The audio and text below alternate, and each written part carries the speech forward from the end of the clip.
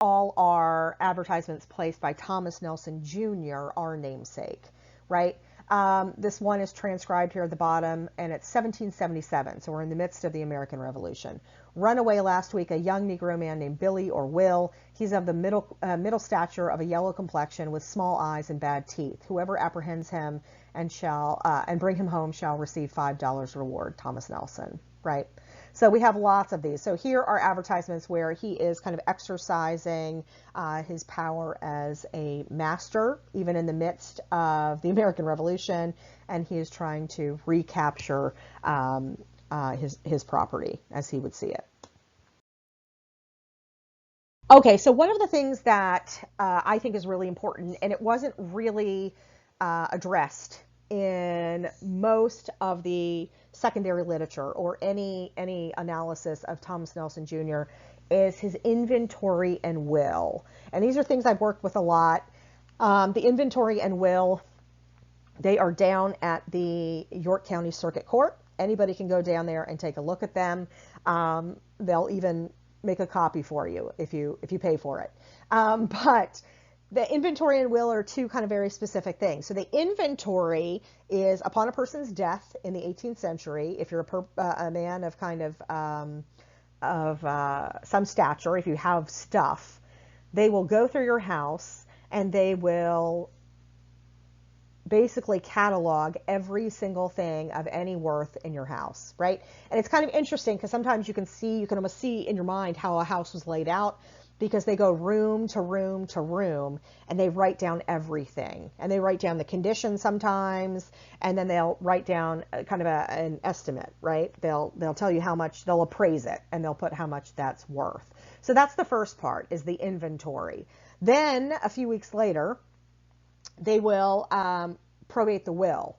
And so he already has a will that's written where he wants all the material goods that are listed in the inventory, how he wants them kind of split up, right? So that's kind of what's going on here. So I was lucky enough to find the will and the inventory, and I actually transcribed them, and you'll see an example of that here in just a second. But his inventory is interesting because, remember, this is everything that he owns at the time of his death.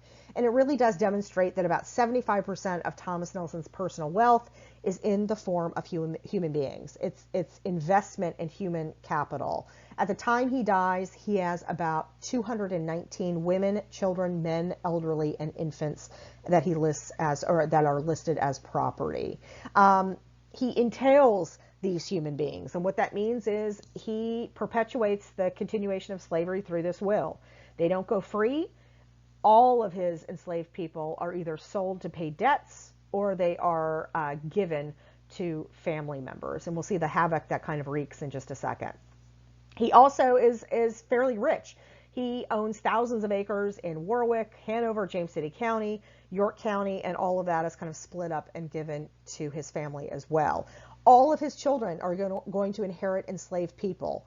Thomas receives Aggie, who at the time is living in York County, and it's together with her increase, except for her eldest son, Charles. And that's kind of a very hidden way, together with her increase. That means her children. So he is giving Aggie and her children, except for Charles. We don't exactly know what happens to Charles, but they'll all be given to Thomas. Philip is going to receive an enslaved girl, Melinda, then residing with Mrs. Brown at Bull Run. His son William receives his father's servant James Rideout. Except for William, all sons are given a Negro boy to work with the carpenters to learn the trade. And I'll explain that a little bit in a second too. So what this really kind of means too is, remember, all these enslaved people are living somewhere else. And through this will, they are going to be plucked from wherever they are living and kind of redistributed as Thomas Nelson sees fit. So they might have different owners, they could have been sold, they could have been, all kinds of tumult happens as a result of Thomas Nelson dying, right? The dominoes start to fall. Thomas Nelson's daughters are all given money and unnamed slaves. His eldest daughter, Elizabeth Page, is given a slave, Nancy, who is then in the possession of his mother. The nephew receives an enslaved boy named Dick. So all of this, again, happens at the behest of Thomas Nelson without any kind of real consideration for the people it impacts the most. When he dies, his executors are going to sell excess lands and properties, including enslaved people, to pay for Nelson's remaining debts. Now, if you go down to York County Circuit Court, this is what you'll actually find. This is what a real inventory actually looks like. And you can see it's written out in longhand and script, and it kind of hurts your eyes, and you have to focus very carefully on what it says. Here's what I just wanted to point out about this, besides how challenging it is to read one of these things. Look near the bottom here, and at this kind of second line to the bottom, it says 70 head of hogs, 23 pounds, 10 shillings, right? So just to give you an approximate price here of how much is a human being worth, 70 head of hogs is about 23 pounds, right? If you look a little higher on the list, you can see kind of what these people are valued. You can see Will, ditto, 120 pounds. Adam, ditto, 110 pounds. Major, a carpenter, 110 pounds. George, ditto, 120 pounds. Look at the value of these human beings. So a carpenter, a black carpenter, enslaved carpenter, is worth about 5 to 6 times 70 head of hogs. So kind of put that in perspective. He has, with 219 people, he really has invested most of his money in human capital at the time of his death. That's where he is.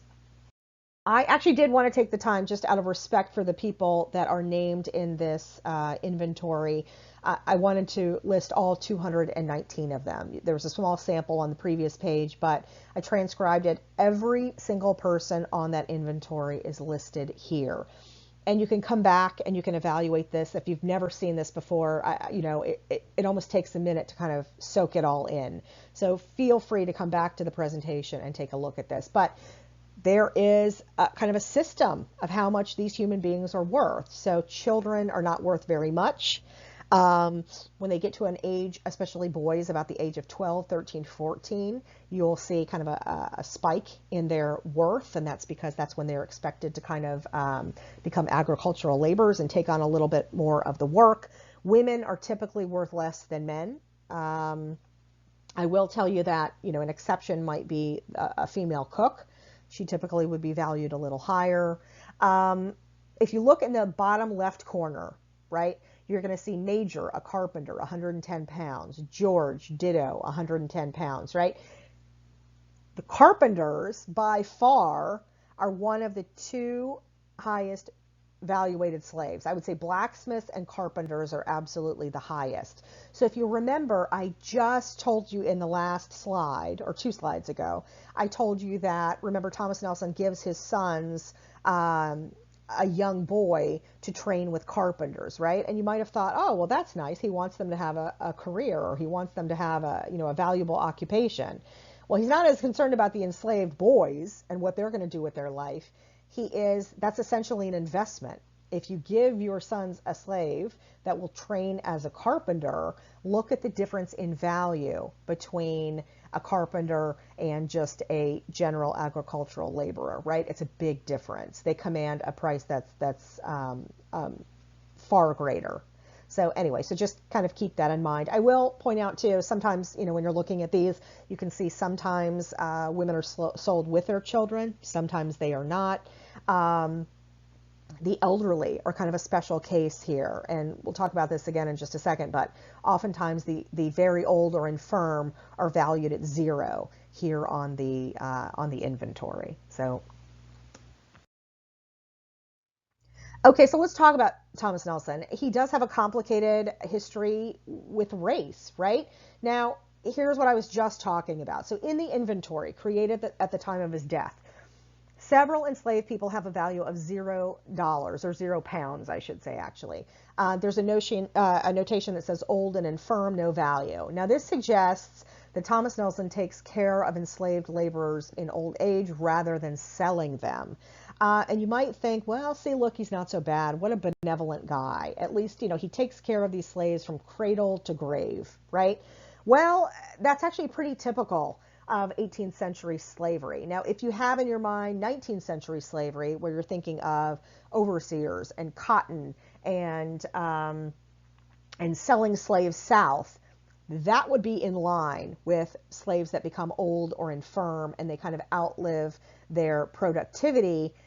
When the slave south expands because of the adaptation of the cotton gin, and we're seeing that westward expansion into places like Texas and Mississippi and Arkansas, that's when, if you're old or infirm, you're often sold south, right? But that's 19th century. In the 18th century, it doesn't really, it doesn't mean that he's a benevolent master necessarily, because he hangs on to those slaves that are old or infirm, right? No one else would have wanted them. So it's not necessarily benevolence. The second issue here is that in Thomas Nelson Jr.'s will, there's a special mention that's given to an enslaved person by the name of Smith Harry.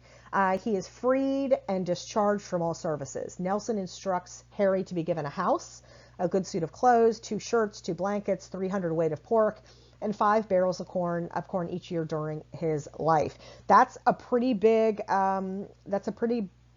thing for an enslaved person who he was enslaved. Now he gets his freedom, and Nelson is going to provide for him for essentially the rest of his life. It's interesting to note, of the thousands of slaves that Nelson supervises or owns over his entire life. Remember, he becomes a master, from the time he's born. There are slaves in his household. And so he's a master from the time of birth. But thousands of slaves that he has supervised and owned and sold and traded. This is the only slave that he gives their freedom. And it's kind of particularly interesting to note that this guy, I didn't miswrite his name. I said Smith Harry, right? It's not Harry Smith. He is Smith Harry. Why? Because he's Thomas Nelson's blacksmith. And I will tell you that Thomas Nelson is an absolutely committed horseman and horse breeder.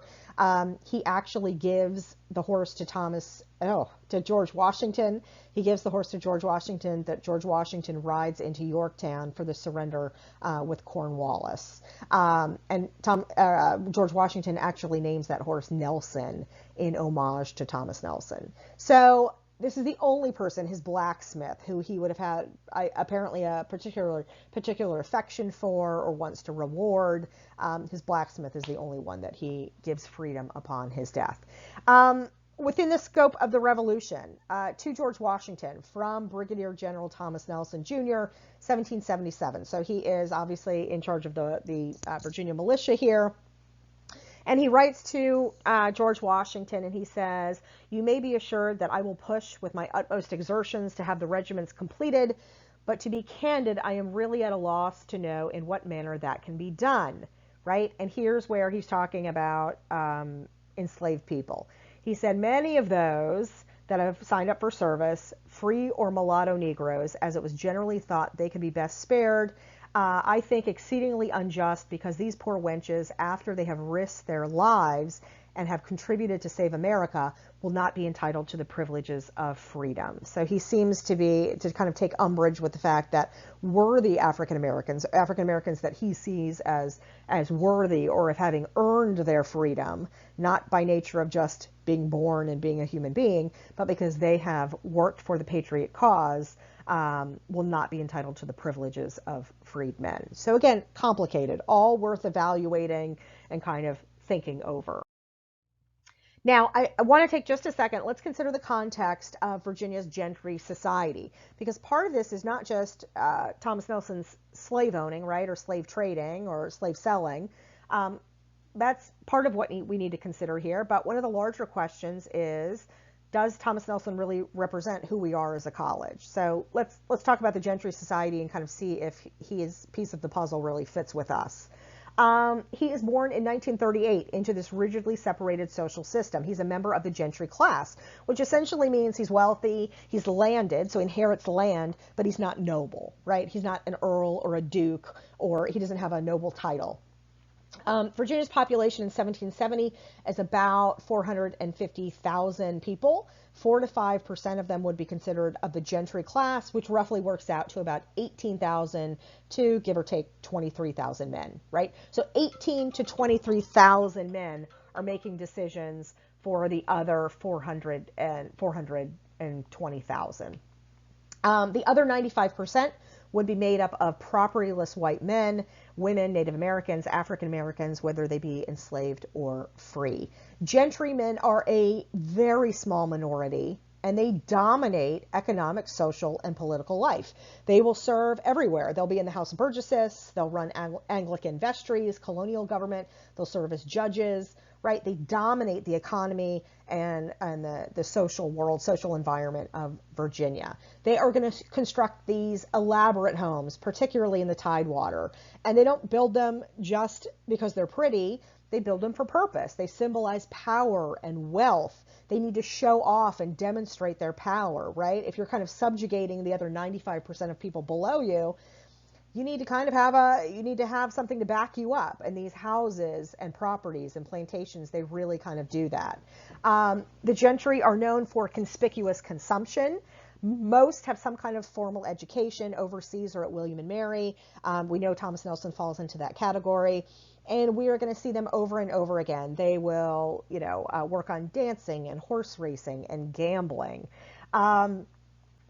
This gentry class society provides Thomas Nelson Jr. a role in government, education, wealth, and status. Remember, he just graduates from college, and his father has already gotten him a seat on the House of Burgesses. When he's on the ship returning home, I don't know about you guys, but when you graduate, I hope you're as lucky.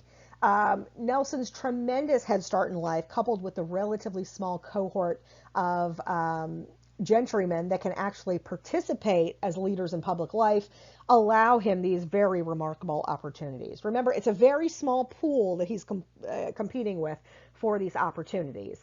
And in some ways, to be honest with you, with that kind of head start in life and the very small pool, remember it's only 18 to 20,000 men, or 23,000 men that are actually participating in government, those odds of signing the Declaration of Independence just got a lot better, right? So just keep that in mind.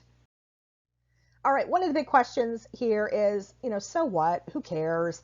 I've been at Thomas Nelson for a year, and I don't even know who he is. What difference does it really make? Well, one of the things I wanted to really look at is how do we use Thomas Nelson here at the college, right? We are a public community college. We serve this very unique, very diverse service area. How do we kind of bring him in to your education here? Well, all of these, I will tell you, all of these are from an early period of time, from the 70s and early 80s, all of these pictures, right? So this might seem like a long, long time ago. And in the upper left, we had commercials where Thomas Nelson's riding a horse on campus. And in the center picture here is from a brochure of Thomas Nelson announcing classes. Here's an old graduation photo in the bottom left. In the bottom right, you might not be able to see it, but this is actually, this would have been the anniversary of Thomas Nelson's 250th birthday and the 20th birthday of the college. And it's actually at the Nelson House in Yorktown, and it's a big fancy soiree, a big fancy affair. So these are some of the ways that we've kind of incorporated him into kind of the fabric and the identity of the college.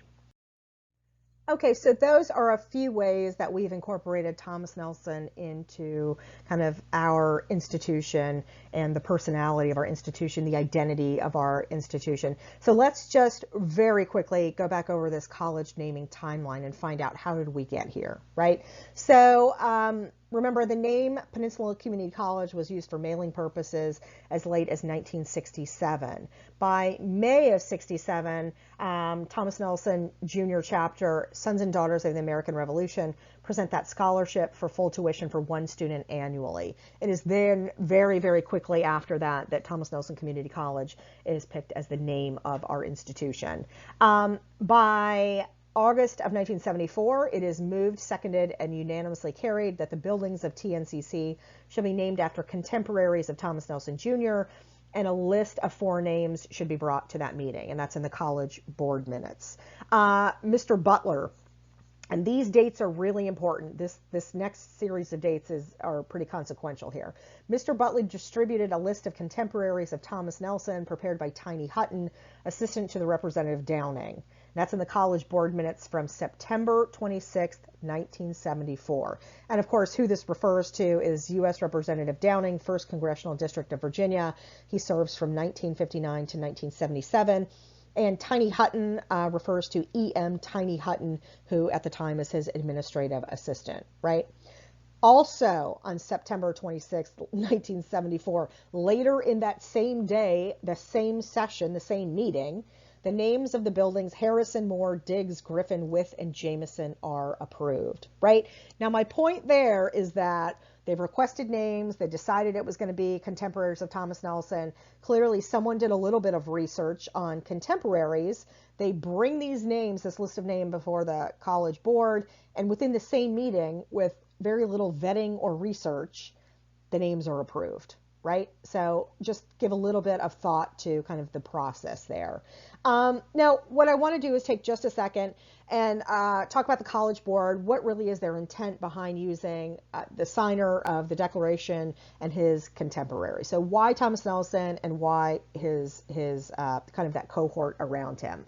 Well, obviously, they were looking for one of the most famous native sons within the service area, and Thomas Nelson fits that bill. They also write about how the colonial theme fits the institution's mission and vision. It promotes the theme of opportunity and excellence. They talked about linking to history the region, and they think that it's going to attempt to send a message of quality and give us credibility. And here's kind of what's going on there, is that they really are talking about some of the older, really high quality institutions that are here on the peninsula. And specifically, they were talking about the College William and Mary and Hampton University. And the idea here is, look, they're old, we're brand new. The ink is still kind of wet on Thomas Nelson. And so to keep up with them, they think if they kind of link us to history of the region, history of the area, it gives us a little more prestige. And finally, they'll talk about wanting a name that made us seem more like a four-year school to aid in the ease of transfer. Obviously, one of the things we do here is we want students to transfer to four-year schools, and they thought Thomas Nelson Community College was kind of approximate of what you might find at a four-year school. So all of those are kind of reasons for using Thomas Nelson and for using his contemporaries. So one of the things that I would always tell my students is, anytime you're naming an institution or a building or creating a document, it is undoubtedly influenced by the environment around it, right? The time and the place and the space around it.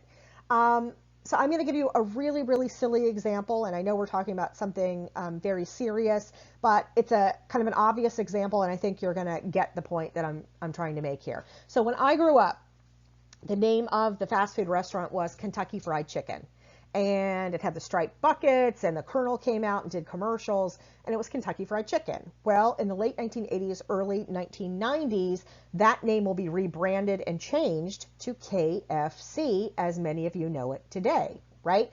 Well, you might wonder why. Why, did they just want to save, the letters and the sign? I don't think that's really what it is. In the late 1980s and 1990s, remember, all of a sudden Americans are trying to be a little bit healthier, right? I can remember my dad sitting at the breakfast table eating cracklin' oat bran for breakfast. We're worried about trans fats and cholesterol, and Jane Fonda has a workout, an aerobics tape. It kind of is this very different era. And so if you can pull the word fried out of Kentucky Fried Chicken and make it KFC, you can kind of skip over that unhealthy element, right? It's just a rebranding. And so I know that's kind of a silly example, but it really does bring home the point that names of things are created in kind of a time and place and space. And so 1968, when Thomas Nelson Community College opens, this is essentially what is going on around the late 1960s. Every single one of the images that I've put on the screen here are from 1968. It is a particularly tumultuous year in American history. And one of the things that has fundamentally shifted here is the civil rights movement, right? So the civil rights movement of the late 50s and early 60s, you remember we've got fire hoses and dogs, and people in the North are seeing this, and they're kind of it's horrific what they're seeing and how African Americans are being treated in the American South, right? By the late 1960s, attitudes have changed a little bit. There's some faltering support. Many Americans are going to see more aggressive tactics by civil rights activists. They're going to see race riots. They are going to say that this is a disruption of cultural norms. It's an abandonment of patriotism when we see anti-war protesters, and a disregard for law and order. And so the selection of a Revolutionary War hero, especially on the peninsula, especially in an area where part of the land that Thomas Nelson Community College actually sits on was donated by Langley Air Force Base, right? We've got a strong military tradition here, fairly conservative, and it's a return to kind of a simple, uncontentious time. The American Revolution seems very agreeable, right? And so there also is the wrinkle that the study of history changes over time, and social and cultural history really, which would have been the factors that really contribute to serious analysis of African American history, doesn't really take root until after the Civil Rights Movement, right? So we are kind of now, in 1968, Thomas Nelson Community College kind of makes sense for where we are. I know there are a couple veterans of World War II that are on the college board at the time, and it seems simple and obvious. And I read you at the beginning of the presentation that there were, he looks good on paper and he has all these accomplishments. And to be honest with you, we're not even taking account another perspective. So we're not really thinking about, should we include women? Should we include African Americans? Should we include Native Americans? That's not even really kind of in our mindset at the time. So, it's not about blaming people or they should have done it this way. I just think now that we have a fuller picture of kind of who we are in the peninsula, who we represent, and who's really at our school. So 2 slides ago, I showed you pictures from the 70s and 80s, and I know that seems like a long time ago, and what difference does it make that Thomas Nelson is in the name? That's so long ago, right? Well, these are pictures that are all taken within about the last 5 or 6 years, right? So Thomas Nelson is still here, he's still around, and we really do have to confront the question of, does he represent who we are and who we want to become? This is a signing in the upper left here. We've got Dr. Dever, our former president, signing an articulation agreement with Old Dominion University. And who's in the background for us? Well, that's Thomas Nelson in the Declaration of Independence, right? Every time you sit in the Mary T. Christian Auditorium, on that podium on the bottom left, you can see there's Thomas Nelson looking out at us, right? We've had events where we have, people dressed up as Thomas Nelson. We have reenactors. We've had them at All College Day for faculty. Up in the upper right-hand picture here, this is the 50th anniversary. This was just last year. And so we've got the 50th anniversary of the college. On every student's diploma, when they get that diploma in the mail, Thomas Nelson, the silhouette of Thomas Nelson Jr. appears on that silhouette. So it's worth considering, do we want to kind of stand by the man and kind of his legacy? And that's one of the questions I'll kind of leave up to the people that are watching this video. All right, one of the things we can't argue with is he is still here, right? He's in the name. He pops up in all kinds of places. He's still here. Does he represent who we are? And I really do mean all of us, students, faculty, staff, community, alumni, all of us, right? We're all in this together. And I'll tell you just a really short story about this portrait. When I first became a faculty member here in, I guess, 2012, I moved into an office in the Historic Triangle, and this portrait was hanging right outside my office. I didn't ask for it. That's what they assigned me, and this was there. And all the students that came to visit me in office hours would walk by this portrait, and they would make a point to tell me how completely creeped out they were by this portrait. He is actually supposed to be, he's in college at the time this thing is painted. I think he looks like he's about 12 years old, but anyway, and they would always tell me the story of how it looks like a haunted house picture, where the eyes follow you. But anyway, but he is still here. That's the point I'm really trying to make. And I think we do have to evaluate thoughtfully, does he make sense for our service area still, right? He might have made sense in 1968. Right now in 2020, does he still make sense for our service area? Is he consistent with the mission of the college? Does Thomas Nelson and these other contemporaries, do they reflect the core values of our college? What does our college look like? What does our community look like? And are we really kind of thoughtfully representing all of our achievements of the region, industry, right? Are we taking into account other people that perhaps we could involve in the college? So just some questions to think about as we kind of go forward with this important conversation. Now, core values of the college, right? So one of the big questions here is, does he represent the core values of the college? I'll let you determine that, but here's what we have all kind of agreed upon, right? Students first, educational excellence, community responsiveness. Are we being responsive to the community by keeping Thomas Nelson and these building namesakes? Diversity, integrity. Are we honoring integrity and diversity? Mutual respect and shared governance. How do we kind of work through these issues and either keep these namesakes or change them out for something else, right? So look at the core values of the college and see where there is inconsistency or consistency.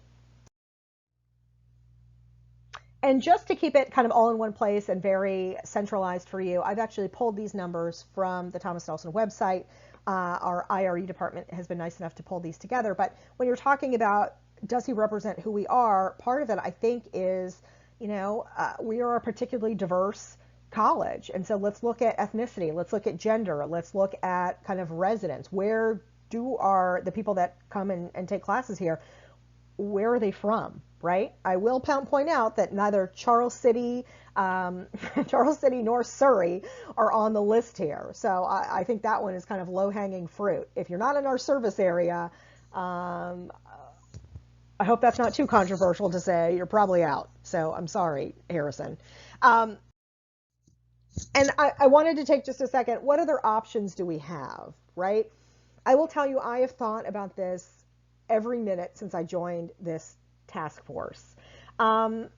Geographical names, and I see the move amongst other community colleges in the VCCS, and they're going to go the safe route, and they're going to pick a geographical name, right? And we've got colleges that have already done this: Northern Virginia Community College, Tidewater Community College, Rappahannock Community College, Virginia Western. Then the list goes on and on. Most of them are going to have these geographical names. We can also kind of base building names on donations and fundraising and sponsorship. And that's not a bad idea. We've done that in the past, right? We did that with Espada. We did that with Hastings Hall. That's not a terrible idea either. But I started this presentation and I said, everybody take a deep breath. Institutional change is inevitable, right? It doesn't have to be such a bad thing. I actually consider this a tremendous opportunity. I really do. I think this is, I've said this before to people, but this is probably the most important contribution as a history professor here I'll make in my entire career. I mean, I take it that seriously. And I see this as an unbelievable opportunity. I think it helps us define who we are, what's our role in the community. I think it clarifies the values that are important to us. If we want to be deliberately diverse and kind of show that off, here's our chance. I think it really does give us a chance to remedy past naming choices. So, they worked in 1968. If we decide that they don't work now, we really do have kind of a pathway to kind of reconciliation and reconsidering. I think it's a really unique chance to engage our community, right? One of the things that is kind of obvious about the last building names and the college name is almost all of them are from Yorktown, right? And York County. That's one part of our service area, but how does that really represent Hampton or Poquoson or Williamsburg or Newport News, right? Let's think a little more broadly. What suggestions? Let's put it out to the localities and the localities we serve, the service area. What suggestions do they have? Who would they like to honor, right? That's a real opportunity. I will tell you, of course, as a historian, I think choosing the name of an enslaved person and really kind of turning this scenario upside down, we really did for the first 50 years have a view from the top down, right? Gentry society down, the very privileged, and then the 95% of us, the rest of us, right? And so we took a top-down approach. I really think we could offer reconciliation. I think it's a chance to set things right. It signals to the community that we get it, right? If we go from the bottom up, pick an enslaved person, right? How does that represent our students? A lot of the students I teach, and I'm in the classroom every day, I would consider them kind of underdogs, right? They don't have a lot of money. Maybe they didn't do particularly well academically in high school. They have challenges. They're working full time. They have kids.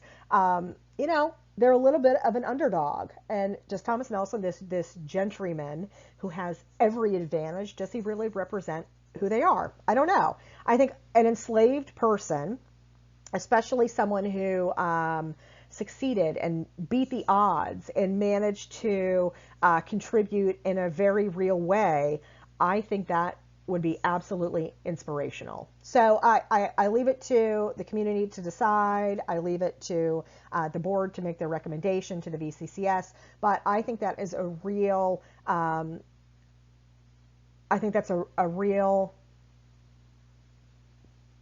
consideration. It should be a real consideration, right? And we should be mindful of that.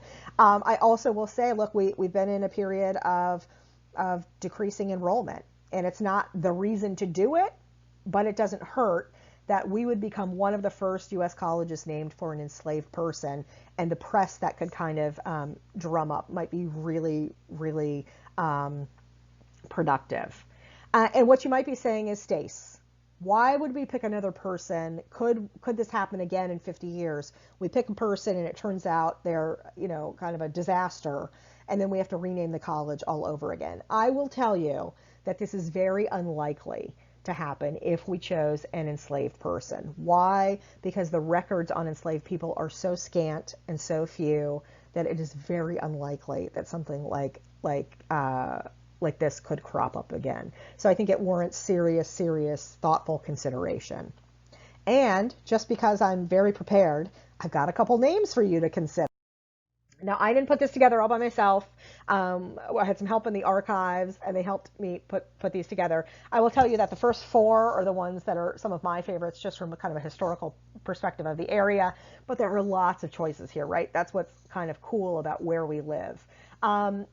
So I like Mary Smith Peake. She is in Hampton, teacher, humanitarian, a free black resident of Hampton, best known for starting a school for the children of former slaves, starting in the fall of 1861 under what became known as the Emancipation Oak near Fort Monroe. And what really spoke to me, I guess, as a community college faculty member is that she is so committed. She teaches nearly 50 children in the day and 20 adult learners at night after work. And that is what we do. If that doesn't speak to kind of the mission and who we are. So Mary Smith Peake, I think, is a good candidate. James Armistead, right? James Armistead is an enslaved man. He works as a spy. He's kind of a double agent. He provides critical intel, which actually helps Americans win the Battle of Yorktown. So the British are unsuspecting of him because he's an enslaved guy, right? So he kind of comes and goes, and he's able to listen. He's in the room when things are being discussed. He passes all that information on to the Patriots, and we actually probably win the Battle of Yorktown because of some of the information that he's able to pass. He petitions for his own freedom after the American Revolution, and he's actually refused several times. The Marquis de Lafayette actually steps in and petitions on his behalf, and then ultimately he is going to be freed. So I think he is just kind of remarkable and amazing and brave, and what great characteristics for our college or our buildings. The Marquis de Lafayette, so I just mentioned him in the last one. He is, you know, this Frenchman. He joins the American Revolutionary cause when he doesn't have to. He just sees it as kind of his moral obligation. He's French, and he helps secure the victory at Yorktown. He returns to France. He campaigns for a constitutional monarchy and against slavery. He becomes only the 5th honorary U.S. citizen in history and comes back to Yorktown to visit many years later. I mean, if he doesn't, you know, kind of speak to the global impact. I mean, he's an early humanitarian and has a vision for helping outside of France. And he's looking at kind of freedom and the emancipation of human beings kind of globally, right? And then, of course, he steps in and helps James Armistead. Lydia Broadnax, I mentioned her before and told the story about her and George Wythe, right? What really speaks to me about Lydia Broadnax is I think that the system of slavery that we created in Virginia, right, while obviously it is most detrimental to the African Americans who served, I think it really speaks to the idea that a system like that inhumane system, isn't just bad for African Americans, it actually corrodes and kind of poisons who all of us are, right? So even the white folks on the other side, when it comes down to justice, it's kind of corroded because Lydia Broadnax is not able to testify against the great nephew who poisons George Wythe, right? So the whole system is kind of broken down, and I think that kind of there's something kind of thoughtful and kind of poetic about that. That it corrodes all of us and kind of corrupts our humanity. So anyway, other people have donated the names at the bottom, and I'll let you kind of look over those. Maybe there's some opportunity for a sponsorship there, but lots of big names from this area. I will tell you that if you choose any of any of these names, deceased is probably best, right? You don't want something terrible to happen while they're like in their older years and we have to rename something. So this is just the beginning of the conversation. I hope that I've helped in some real way. I'm sure you can probably think of names as well. Every locality here should be represented. I think we should have men, we should have women of all races. Let's make it look like us, I guess, is the suggestion I would make. And let's let this be the opening of the conversation and some hard conversations to be had, but I think they're kind of well worth it. Please feel free to contact me at the college if you have any questions, if I can be of any help in this process. So thank you, and thanks for taking the time to listen.